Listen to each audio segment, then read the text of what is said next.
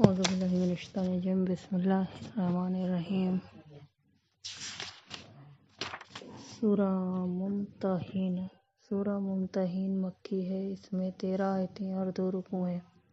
شروع خدا کا نام لے کر جو بڑا مہربان نہایت رحم والا ہے۔ مومنو، اگر تم میری راہ میں لڑنے اور میری خوشنودی طلب کرنے کے لیے مکے سے نکلے تو میرے اور اپنے دشمنوں کو دوست نہ بناؤ۔ تم تو ان کو دوستی کے پیغام بھیجتے ہو اور وہ دین حق سے جو تمہارے پاس آیا ہے منکر ہیں، اور اس وجہ سے کہ تم اپنے پروردگار خدا تعالیٰ پر ایمان لائے ہو، پیغمبر اور تم کو دیش نکال دیتے ہیں۔ تم ان کی طرف پوشیدہ دوستی کے پیغام بھیجتے ہو، اور جو کچھ تم چھپے طور پر اور جو کھلے طور پر کرتے ہو وہ مجھے معلوم ہے، اور جو کوئی تم میں سے ایسا کرے گا سیدھے راستے سے بھٹک گیا۔ اگر یہ کافر تم پر قدرت پا لیں تو تمہارے دشمن ہو جائیں اور تکلیف پہنچانے کے لیے تم پر ہاتھ بھی چلائیں اور زبانیں بھی، اور چاہتے ہیں کہ تم کسی طرح کافر ہو جاؤ۔ قیامت کے دن نہ تمہارے رشتے ناتے کام آئیں گے اور نہ اولاد۔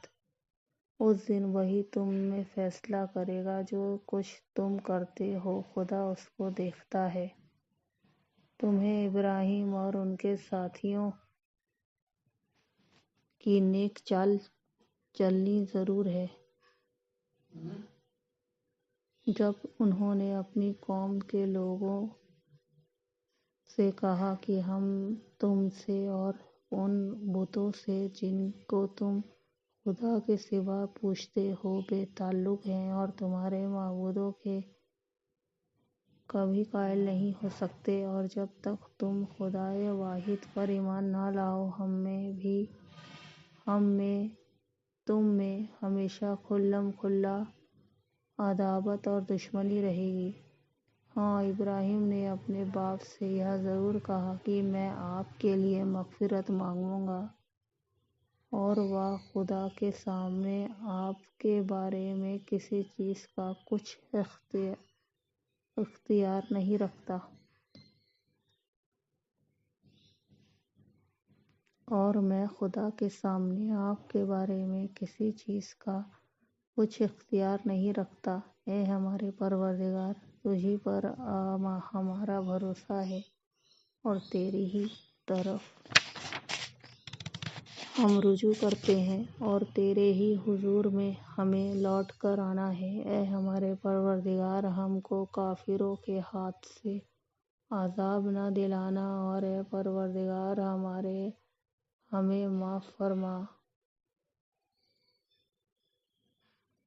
بے شک تو غالب حکمت والا ہے۔